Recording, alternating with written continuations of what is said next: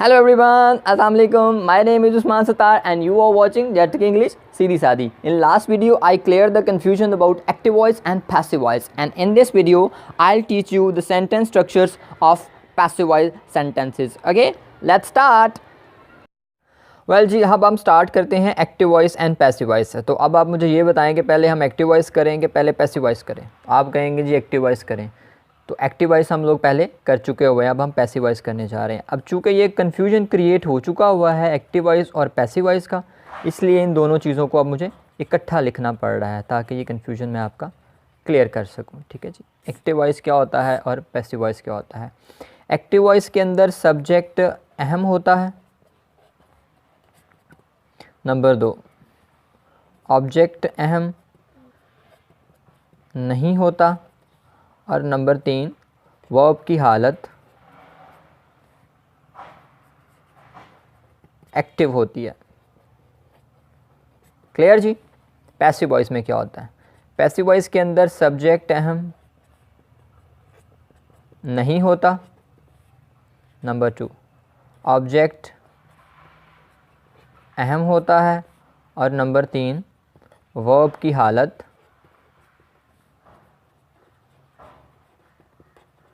Passive होती है।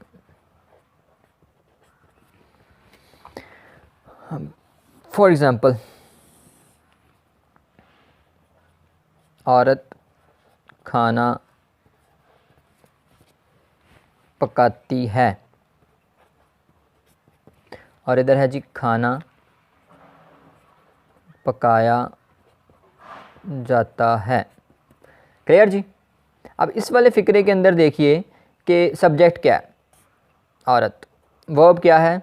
पकाती, और ऑब्जेक्ट क्या है? खाना। अब अगर फ़िक्रे के अंदर से सब्जेक्ट निकाल दिया जाए, औरत को निकाल दिया जाए, तो खाना मिलेगा नहीं, तो इसका मतलब है औरत इम्पॉर्टेंट है। अगर खाने को निकाल दिया जाए तो कम से कम फ़िक्रा बन ही जाता है, औरत पकाती है तो कुछ ना कुछ तो वो पका ही देगी। तो इसका मतलब है सब्जेक्ट इम्पॉर्टेंट है और ऑब्जेक्ट इम्पॉर्टेंट नहीं है। और होता है एक्टिव वॉइस के अंदर ऑब्जेक्ट, लेकिन वो इम्पॉर्टेंट नहीं होता, उसके बगैर भी गुजारा हो सकता है। ठीक है जी। ये वर्ब की हालत एक्टिव क्या होती है, ये हम बाद में करते हैं। अब आ जाते हैं पैसिव की तरफ। पैसिव वॉइस के अंदर क्या होता है जी? सब्जेक्ट इसमें फ़िक्रे में क्या है? इस वाले फ़िक्रे में सब्जेक्ट नहीं है। ठीक है जी। ऑब्जेक्ट इसमें क्या है? खाना, और वर्ब क्या है? पकाया जाना। ठीक है। अब अगर फ़िक्रे के अंदर से हम ऑब्जेक्ट निकाल दें तो कोई बात बनती है? पकाया जाता है, कोई फ़िक्रा नहीं बनता। तो इसका मतलब ये हुआ कि ऑब्जेक्ट इस फ़िक्रे के अंदर अहम है और सब्जेक्ट है ही नहीं।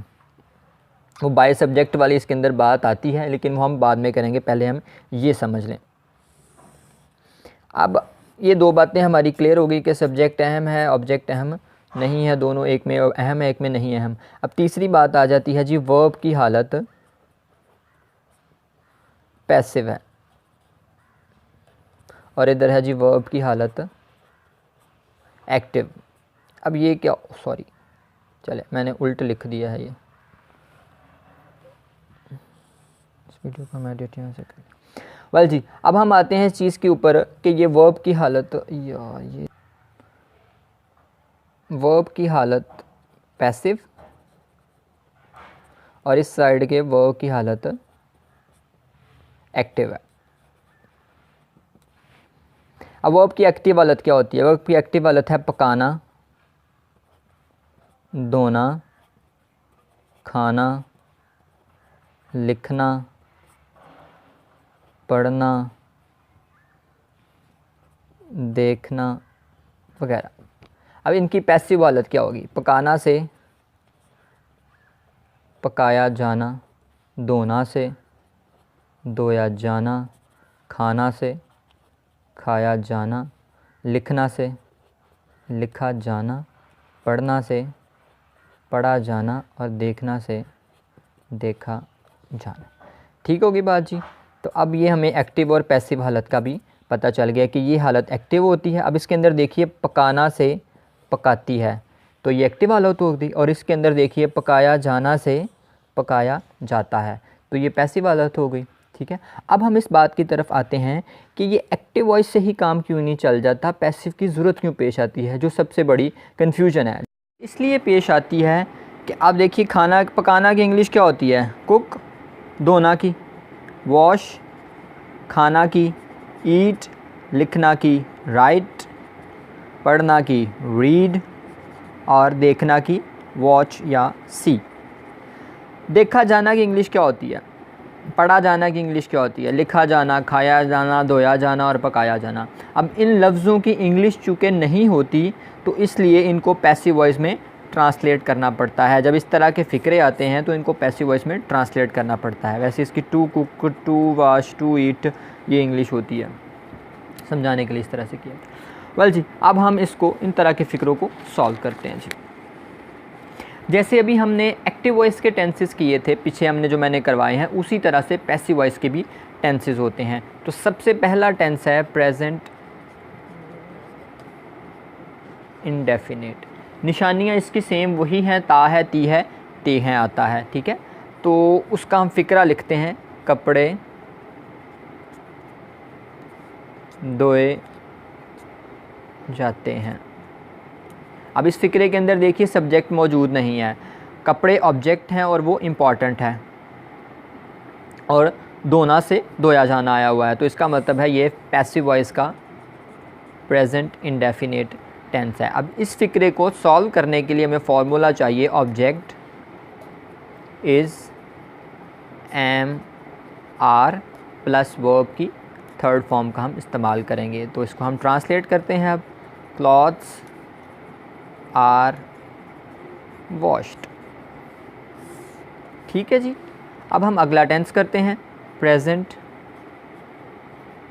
कॉन्टिन्यूस। प्रेजेंट कॉन्टिन्यूस क्या है जी? निशानियाँ सेम वही रहेंगी, रहा था, रही थी, रहा है, रही है, रहे हैं आता है, कपड़े धोए जा रहे हैं।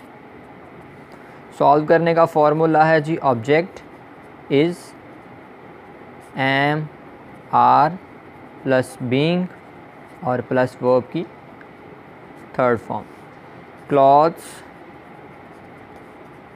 आर बीइंग वॉश्ड, ठीक है जी। उससे अगला टेंस आ जाता है जी प्रेजेंट परफेक्ट।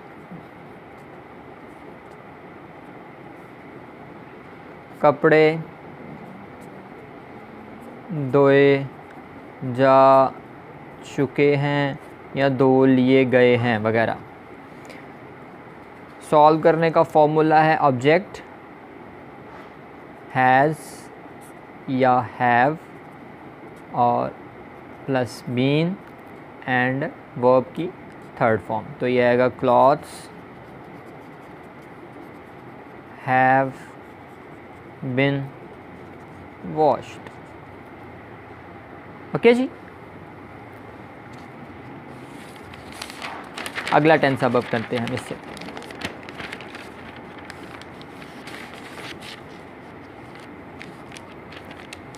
उससे अगला टेंस है पास्ट इंडेफिनिट। निशानियाँ वही जो मैंने आपको एक्टिव वॉइस के फ़िक्रों के अंदर बताई थी। फ़िक्रा लिखते हैं, कपड़े धोए जाते थे या कपड़े धोए गए। फॉर्मूला है जी, object was were plus verb की third form, clothes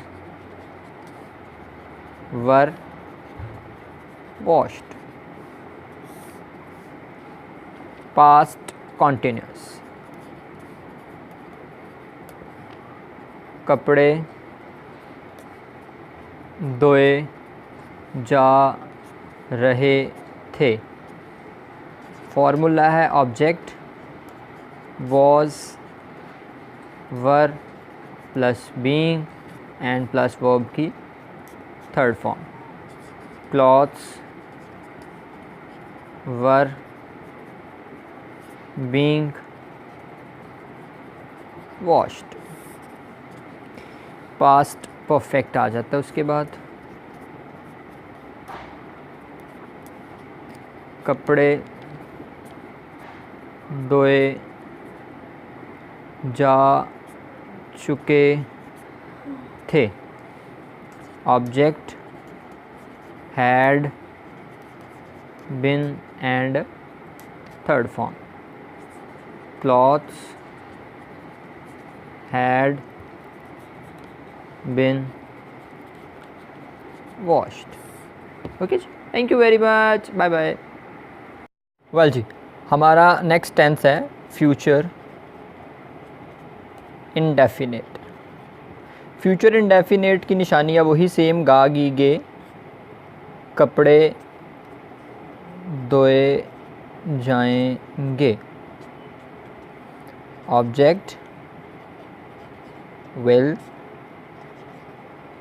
shell, be plus verb की थर्ड फॉर्म, तो आएगा clothes will be washed. Future continuous बहुत रेयर इस्तेमाल होता है, कभी कहीं कहीं होता है, ग्रामरों में भी तकरीबन ना होने के बराबर है। कपड़े धोए जा रहे होंगे। Object will, shall, be, being plus verb की third form, clothes will be being washed. सही है जी। नेक्स्ट हमारा टेंस है फ्यूचर परफेक्ट। कपड़े धोए जा चुके होंगे। Object will, shall, have been and third form, clothes will have been washed। Thank you very much, अपना बहुत सारा ख्याल रखिएगा। अल्लाह हाफिज़, बाय बाय।